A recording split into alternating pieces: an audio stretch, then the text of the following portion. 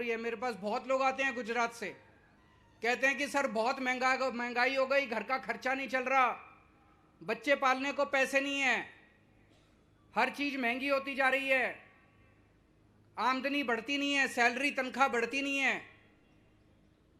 दिल्ली के अंदर और पंजाब के अंदर हमने लोगों की बिजली मुफ्त कर दी, और जितनी पुराने बिल थे, पुराने जैसे किसी का 70,000 बकाया था, किसी का 80,000 बकाया था, किसी का 1 लाख बकाया था, पुराने सारे बिल माफ कर दिए। अभी बिजली मुफ्त कर दी तो लोगों के 0 बिल आते हैं दिल्ली के अंदर और पंजाब के अंदर। 0 दिल्ली में लगभग 42 लाख लोगों के 0 बिल आते हैं, पंजाब में 50 लाख घरों के 0 बिल आते हैं। गुजरात के अंदर 0 बिल चाहिए कि नहीं चाहिए? 1 मार्च के बाद से नोट कर लो, 1 दिसंबर को सरकार बनेगी, 2-3 महीने लगेंगे सारी कार्रवाई पूरी करने में। 1 मार्च से गुजरात के लोगों के 0 बिजली के बिल आया करेंगे। ये दोनों पार्टियां मेरे को खूब गाली दे रही हैं, कह रही हैं केजरीवाल फ्री की रेवड़ी बांट रहा है, केजरीवाल फ्री बिजली क्यों देता है, केजरीवाल फ्री बिजली क्यों देता है। गुजरात के मुख्यमंत्री को हर महीने 5,000 यूनिट बिजली मुफ्त मिलती है। गुजरात के मंत्रियों को हर महीने 4-4 हजार यूनिट बिजली मुफ्त मिलती है। गुजरात के मुख्यमंत्री को बिजली फ्री मिले तो कोई बात नहीं, गुजरात के मंत्री को बिजली फ्री मिले तो कोई बात नहीं, गुजरात की जनता को 300 यूनिट बिजली मुफ्त मिल जाए तो इनको मिर्ची लगती है। अगर मुख्यमंत्री को बिजली फ्री मिलती है, मंत्री को बिजली फ्री मिलती है, तो जनता को मिलनी चाहिए कि नहीं मिलनी चाहिए? आपको बिजली मुफ्त देंगे। 1 मार्च से आपका बिजली का बिल 0 आया करेगा। दूसरा काम करेंगे, 18 साल से ऊपर की जितनी महिलाएं हैं, जितनी बेटियां, जितनी बहनें, जितनी माएं, हर महिला के अकाउंट में हर महीने 1-1 हजार रुपए डलवाया करेंगे। जितनी महिलाएं बैठी हैं, जितनी अपने परिवार में सब लोग बोल देना, 18 साल से ऊपर की जितनी महिलाएं हैं, अगर उनका बैंक अकाउंट नहीं है तो बैंक अकाउंट खुलवा लें। सरकार बनने के बाद हर महिला के अकाउंट में हर महीने 1-1 हजार रुपए डाला करेंगे। ये लोग इस पे भी मेरे को खूब गालियां देते हैं, कहते हैं महिलाओं को पैसे देने की क्या जरूरत है। दोस्तों, आपको भी पता होगा, बहुत सारे लोग मैं देख रहा हूं बहुत गरीब परिवारों के हैं। कई ऐसी बेटियां हैं, पैसे की कमी के कारण उनकी पढ़ाई छूट जाती है, कॉलेज के पैसे देने की नहीं है पिताजी के पास, बस का किराया देने के लिए नहीं है पिताजी के पास। अगर उस बेटी के जेब में 1,000 रुपए जाएंगे तो वो अपनी पढ़ाई पूरी कर लेगी कि नहीं कर लेगी? कितनी ऐसी बहनें हैं, महंगाई की वजह से वो अपने बच्चों को दूध नहीं पिला पाती, वो अपने बच्चों को सब्जी नहीं खिला पाती, वो अपने बच्चों को ठीक से पढ़ा नहीं पाती। ऐसी बहन की जेब में 1,000 रुपए जाएंगे तो वो अपने बच्चों को ठीक से पाल सकती है कि नहीं पाल सकती? तो 1,000 रुपए हर महिला को हम उसके अकाउंट में देंगे।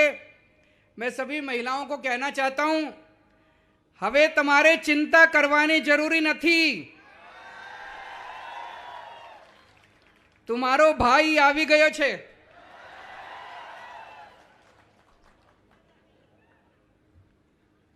दिल्ली में हमने सरकारी स्कूल बहुत शानदार कर दिए। सरकारी स्कूलों में गरीबों के बच्चे पढ़ते हैं, जिनके पास पैसे नहीं होते वो अपने बच्चों को सरकारी स्कूल में भेजता है। पहले दिल्ली के सरकारी स्कूलों की बहुत बुरी हालत थी, जैसे गुजरात के सरकारी स्कूलों की बुरी हालत है। छतें टूटी पड़ी थी, दीवारें टूटी पड़ी थी, सरकारी स्कूलों का बहुत बुरा हाल था पहले। दिल्ली में आज हमने सरकारी स्कूल इतने शानदार बना दिए। अब एक ही डेस्क पे जज का बच्चा, आईएएस अफसर का बच्चा और रिक्शे वाले का बच्चा एक साथ बैठ के पढ़ते हैं। अब मजदूर का बच्चा इंजीनियर बन रहा है, रिक्शे वाले का बच्चा डॉक्टर बन रहा है, किसान का बच्चा वकील बन रहा है, गरीबों के बच्चे अब शानदार नौकरियां मिल रही हैं उन बच्चों को। ऐसे ही तो अपना भारत आगे बढ़ेगा जब अच्छी पढ़ाई बच्चों को मिलेगी, गरीबों के बच्चों को अच्छी पढ़ाई मिलेगी। गुजरात के अंदर भी शिक्षा अच्छी करेंगे, गुजरात के भी सारे सरकारी स्कूल ठीक करेंगे, गुजरात के अंदर खूब सारे नए सरकारी स्कूल खोलने हैं और इतनी अच्छी व्यवस्था कर देंगे। दिल्ली में अब प्राइवेट स्कूलों के बच्चे अपने नाम कटा कटा के सरकारी स्कूल में भर्ती करा रहे हैं। गुजरात में इतने अच्छे कर देंगे स्कूल कि आपको अपने बच्चों को प्राइवेट स्कूल भेजने की जरूरत नहीं है, सरकारी स्कूल भेजेंगे सारे जने। लेकिन अगर फिर भी जो लोग प्राइवेट स्कूल में भेजना चाहें, अभी मेरे को पता चला है प्राइवेट स्कूल वालों ने गुंडागर्दी मचा रखी है, कभी भी फीस बढ़ा देते हैं, ऊट पटांग फीस लेते हैं। ये प्राइवेट स्कूल वालों को ठीक करेंगे। दिल्ली में 7 साल से प्राइवेट स्कूल वालों को हमने मनमानी फीस नहीं बढ़ाने दी, गुजरात में भी इनकी फीस बढ़ाने को रोकेंगे और प्राइवेट स्कूल वालों को ठीक करेंगे। लेकिन मेरी आपको गारंटी है, सरकारी स्कूल इतने शानदार कर देंगे कि आप प्राइवेट स्कूल को भूल जाओगे, सारे लोग अपने अपने बच्चों को प्राइवेट स्कूल से निकाल के सरकारी स्कूल में भर्ती कराओगे। दिल्ली में हमने एक काम और किया, आज अगर अपने घर में कोई बीमार हो जाए, दिल्ली में हमने एक काम और किया, आज अगर अपने घर में कोई बीमार हो जाए और थोड़ी सी बड़ी बीमारी हो जाए, घर के जेवर बिक जाते हैं, घर की जमीन बिक जाती है, सब कुछ बिक जाता है और फिर भी पता नहीं आदमी बचता है नहीं बचता। सरकारी अस्पतालों का हाल बुरा है, ना दवाइयां मिलती हैं, ना टेस्ट होते हैं, ना मशीनें काम करती हैं। पहले दिल्ली में भी यही हाल था। दिल्ली में हर गांव के अंदर, हर मोहल्ले के अंदर हमने मोहल्ला क्लिनिक खोल दिए, एक एमबीबीएस डॉक्टर बिठा दिया, सारी दवाइयां फ्री, सारे टेस्ट फ्री, सारा इलाज मुफ्त। बड़ी बीमारी हो तो बड़े बड़े सरकारी नए खूब सारे अस्पताल बना दिए, शानदार अस्पताल, प्राइवेट से भी ज्यादा अच्छे अस्पताल। अब हमने दिल्ली के अंदर दिल्ली की 2 करोड़ जनता का, हर आदमी का इलाज हमने मुफ्त कर दिया, चाहे अमीर हो चाहे गरीब हो। गुजरात के अंदर होना चाहिए कि नहीं होना चाहिए? गुजरात में भी करेंगे, खूब सारे नए सरकारी अस्पताल खोलेंगे हर गांव के अंदर। मैंने पूरा हिसाब लगाया है, गुजरात में 20,000 मोहल्ला क्लिनिक खोलेंगे गांव के अंदर। आपका सारा इलाज मुफ्त होगा। भगवान ना करे आपके घर में कोई बीमार हो, लेकिन अगर आपके घर में कोई बीमार होता है, चिंता मत करना, आपका बेटा आपका इलाज कराएगा।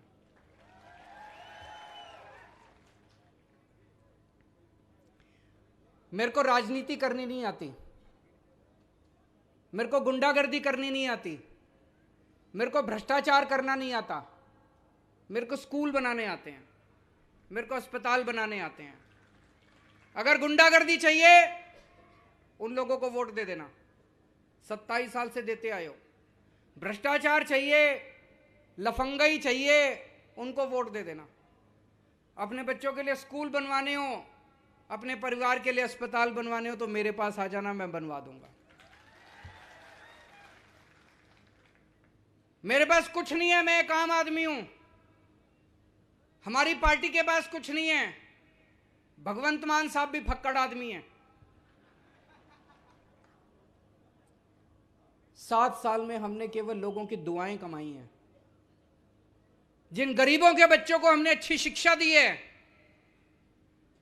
जिन गरीबों के परिवारों का हमने इलाज करा दिया, फ्री में इलाज करा दिया, जान बचा ली जिनकी, वो हमें खूब आशीष देते हैं, खूब आशीर्वाद देते हैं, खूब दुआएं देते हैं।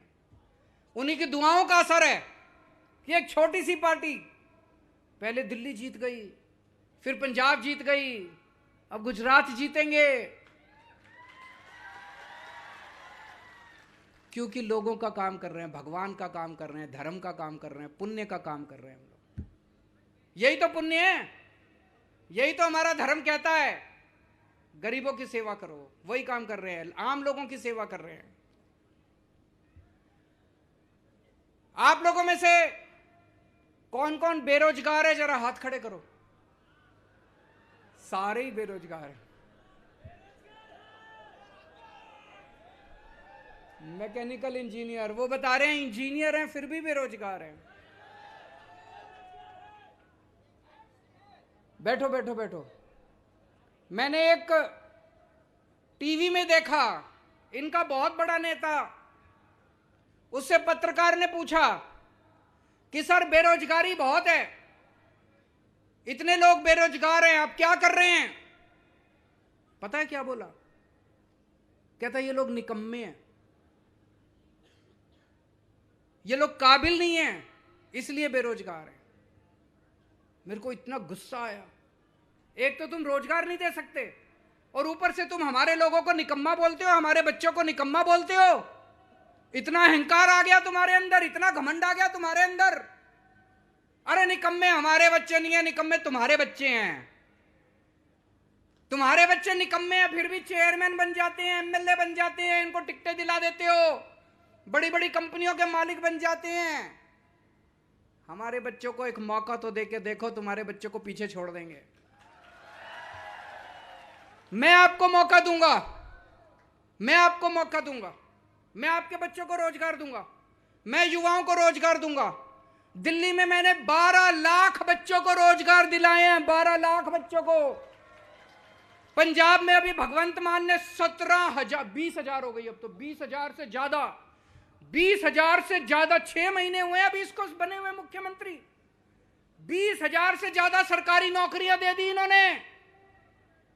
हमारी नीयत साफ है, हमें पता है कि आम आदमी का घर कितनी मुश्किल से चलता है, बेरोजगारी के अंदर क्या तकलीफ होती है। हम देना चाहते हैं, दे। और जब तक रोजगार नहीं मिलेगा, बेरोजगारी होगी। हर बेरोजगार युवा को 3,000 रुपए बेरोजगारी भत्ता दिया जाएगा। और जैसा मैंने बताया, हम इतने सारे स्कूल खोलने वाले हैं, इतने सारे अस्पताल खोलने वाले हैं, इतने मोहल्ला क्लिनिक बनाएंगे, इतना काम करेंगे।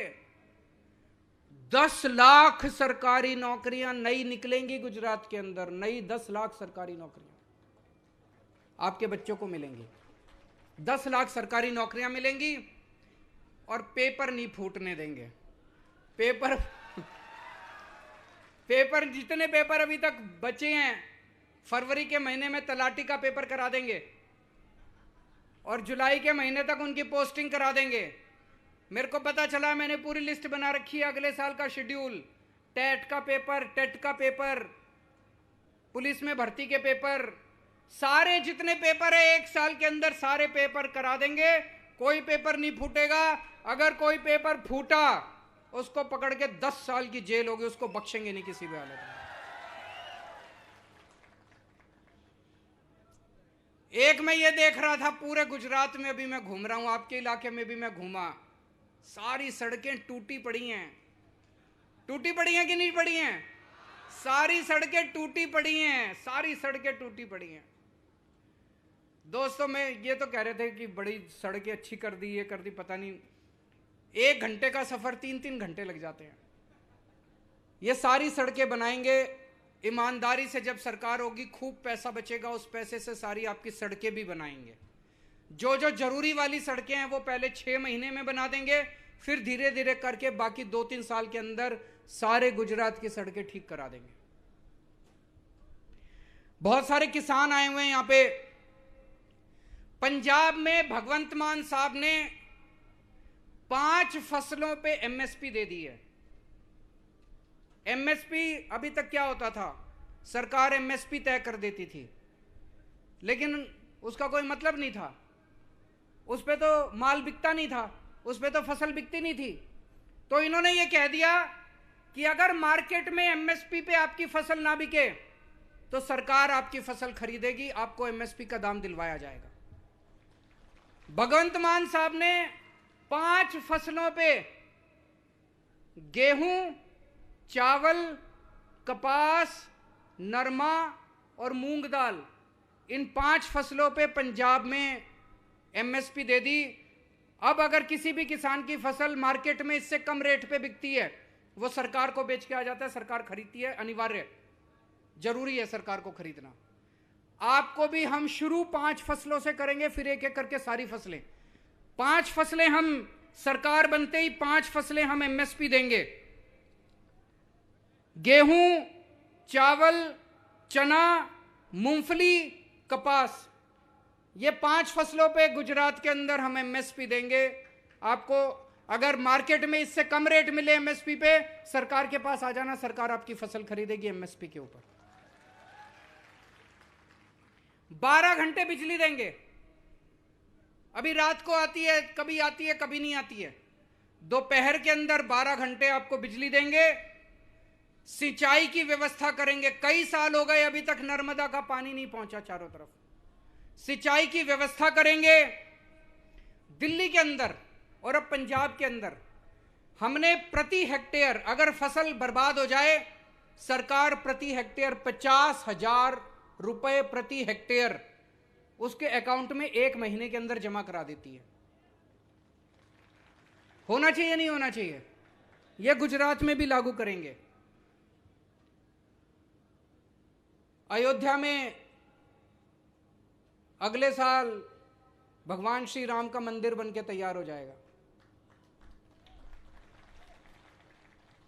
कौन कौन मंदिर देखने जाना चाहते हैं?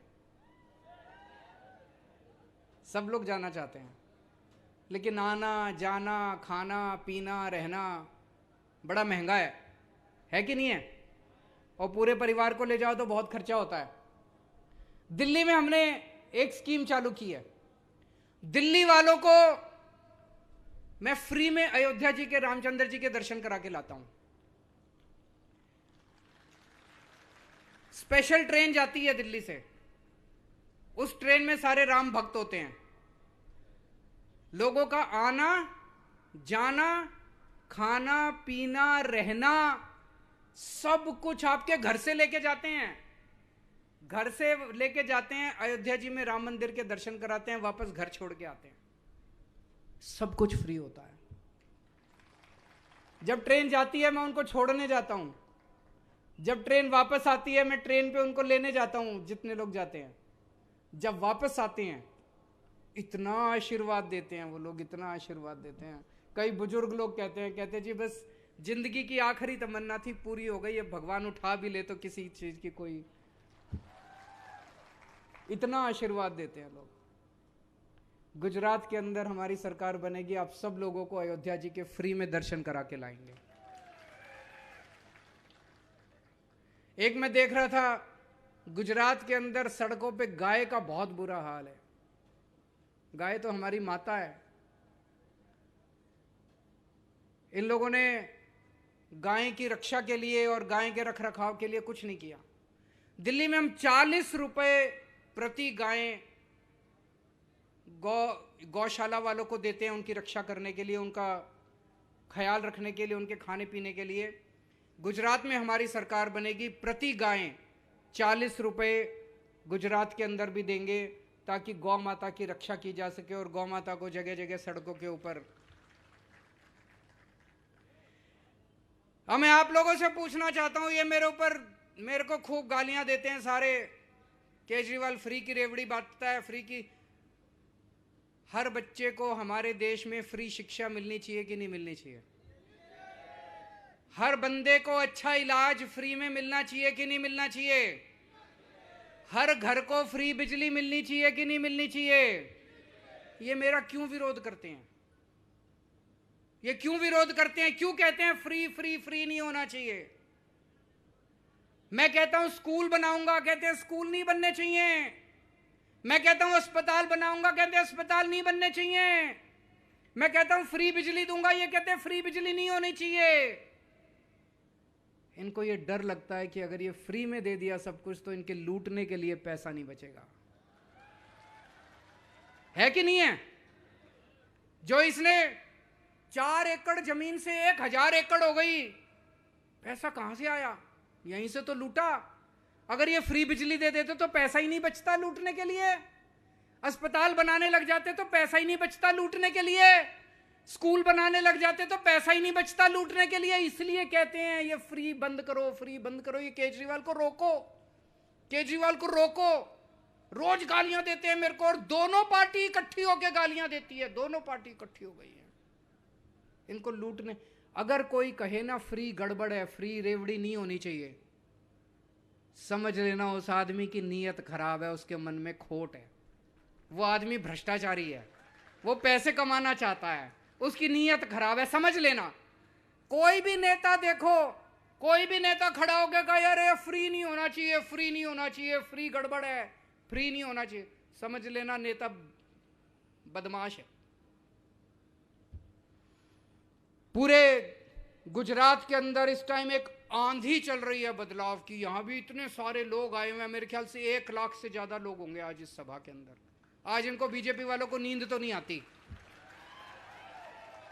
पूरे गुजरात में बदलाव की आंधी चल रही है। और जब से आईबी की रिपोर्ट आई है कि आम आदमी पार्टी की सरकार बन गई है, ये बीजेपी और कांग्रेस की सीक्रेट मीटिंग होने लग गई है। खूब सीक्रेट मीटिंग हो रही है दोनों के नेताओं की कि कुछ भी करो ये आम आदमी पार्टी नहीं आनी चाहिए, कुछ भी करो। दोनों रात को मीटिंग करते हैं, 12 बजे मीटिंग होती है इनकी, और सवेरे 10 बजे एक पार्टी वाला नेता कहेगा केजरीवाल कमीना है, दूसरा कहेगा केजरीवाल ठग है, फिर 2 बजे वो दूसरी पार्टी वाला कहेगा केजरीवाल महाठग है। एक ही भाषा में गाली देते हैं दोनों, एक ही भाषा में। जैसे रात को मीटिंग में तय करके आए हूं कि आज ये वाली, एक पार्टी वाला कहेगा केजरीवाल आतंकवादी है, दूसरा कहेगा केजरीवाल खालिस्तानी है। दोनों एक ही भाषा इस्तेमाल करते हैं, एक ही भाषा इस्तेमाल करते हैं। दोस्तों इनकी चाल समझ लेना, कांग्रेस के चक्कर में मत पड़ना। कांग्रेस की 10 से भी कम सीट आ रही है सर्वे में, और 10 से कम सीट आ रही है, और ये 10 भी नहीं बचने वाले। चुनाव के बाद ये 10 भी चले जाएंगे बीजेपी में। कांग्रेस को एक भी वोट नहीं पड़ना चाहिए, सारे वोट कांग्रेस के आम आदमी पार्टी को पड़ने चाहिए। अपने घर में भी आसपास बोल देना सारे वोट आम आदमी पार्टी को पड़ने चाहिए। और अब ये चुनाव आपने लड़ना है, मेरे पास पैसे नहीं है। मैंने 7 साल दिल्ली की सरकार ईमानदारी से चलाई है, मेरे पास भी अकाउंट में पैसे नहीं है, मेरी पार्टी के पास भी नहीं है। आप लोगों को अपने बच्चों के भविष्य के लिए चुनाव लड़ना पड़ेगा, तो सबसे पहला काम करना पड़ेगा, अभी ये खत्म होते ही अपने अपने फोन निकाल लेना। फोन निकाल के व्हाट्सएप में जितने लोग हैं सबको मैसेज भेज देना कि भाई इस बार मैं तो आम आदमी पार्टी को दे रहा हूं, तू भी दे दे अपने बच्चों के भविष्य के लिए। बोलो करोगे? अभी आधे घंटे के अंदर सारे कर लेना।